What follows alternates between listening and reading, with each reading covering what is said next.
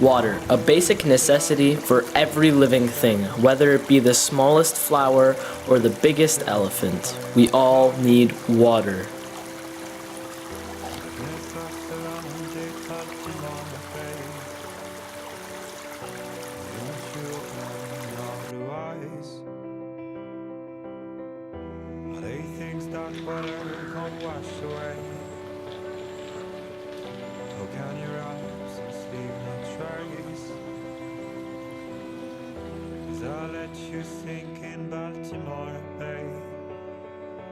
For most who live in Canada, it's very easy to get water, but for other people around the world, it's just not an available option.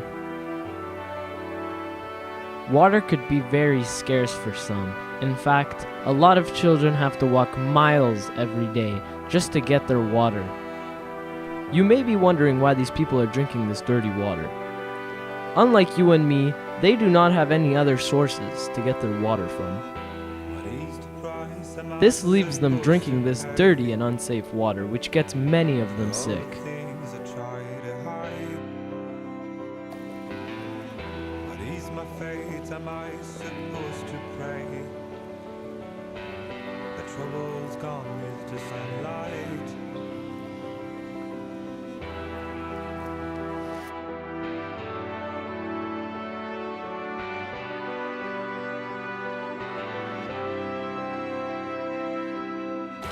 You may be thinking it's unimportant if we pollute some of our lakes.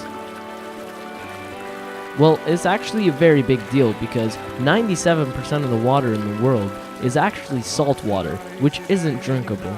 2% of the water in the world is in the polar ice caps, and only 1% of the water is fresh water that is available to us. We are very fortunate in Canada to have about 20% of the world's fresh water. So you would think, with the lack of accessibility to water in the world, that we would take very good care of our lakes in Canada.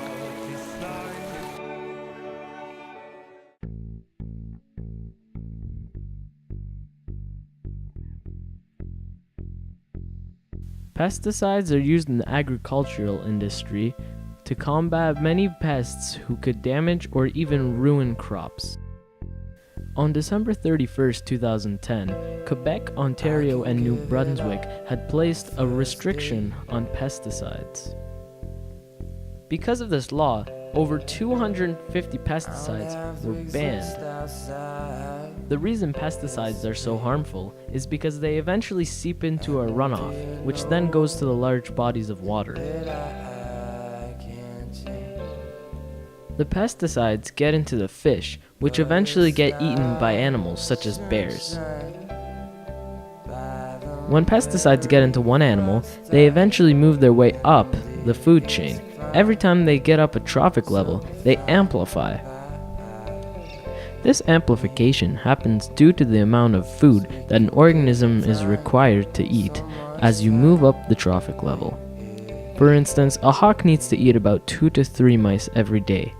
This means that the hawk has ingested 2 to 3 times the amount of pesticides that only one mice contained.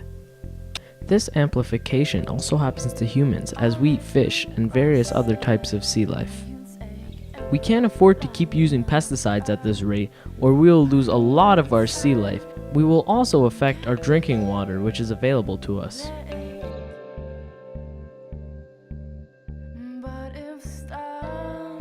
At the rate of which we are polluting our water, we will not have enough water to drink, let alone for other animals to live in that water.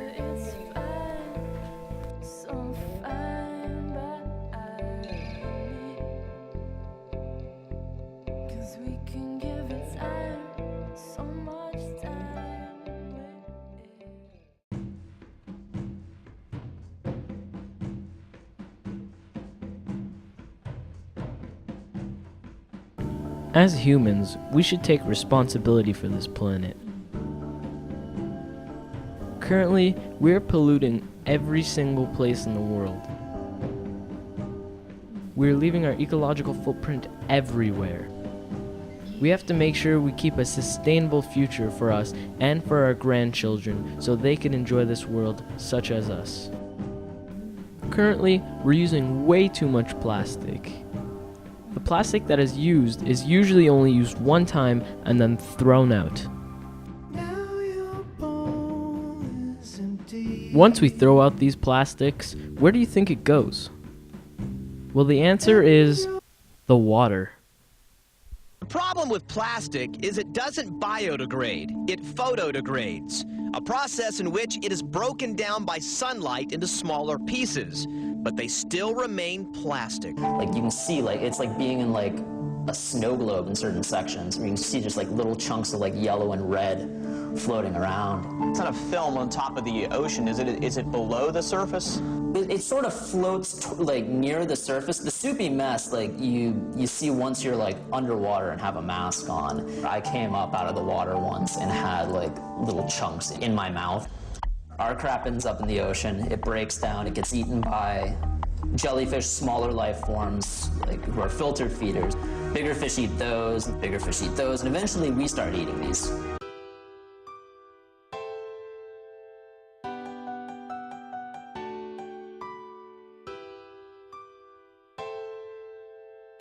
I went around in my house to see just how much unnecessary plastic is actually used in products. Is this really necessary? We only use it one time and there isn't even that much salad dressing on it, but yet we have all this plastic to use. This doesn't happen in just food items. For instance, this is for a phone case, and the worst part about it is that I'm never gonna use this piece of plastic here, and all of this plastic here. Now tell me if all of this is really necessary. Now here's another example. This doesn't happen with all battery cases, but is this really necessary? This piece of plastic, and usually only one piece of cardboard underneath? Well, I don't need all this plastic for just some batteries that I'm only gonna use one time. This is absolutely acceptable, and I don't understand why more companies don't take it into their initiative to just make easy, simple cardboard casings. We use these plastics in such a lean-back way. I mean, what are we gonna do with all this once we're done using it? And those were only some of the examples. It gets much worse. Things like bottle caps and other small plastics end up in the ocean, where they are ingested by a small fish or eaten by birds. In the Central Pacific, 35% were found to have ingested plastic particles, and some had large numbers of plastic chips in their stomachs. These fish, in turn, are eaten by seals, dolphins, tunas, and mahi-mahi, thereby transferring their pollutant load.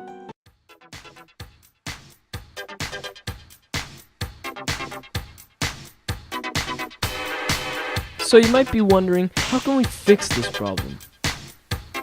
Well, if you remember your 3 R's, reduce, reuse, recycle, you should also add in a 4th R, refuse.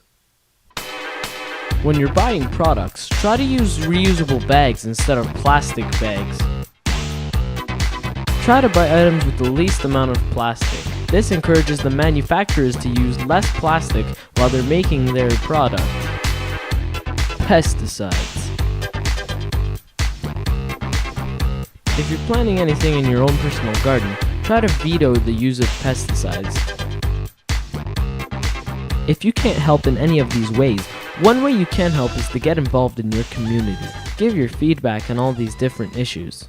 Remember, if our generation doesn't do anything, then the next generations might not get to see this beautiful earth the way it was.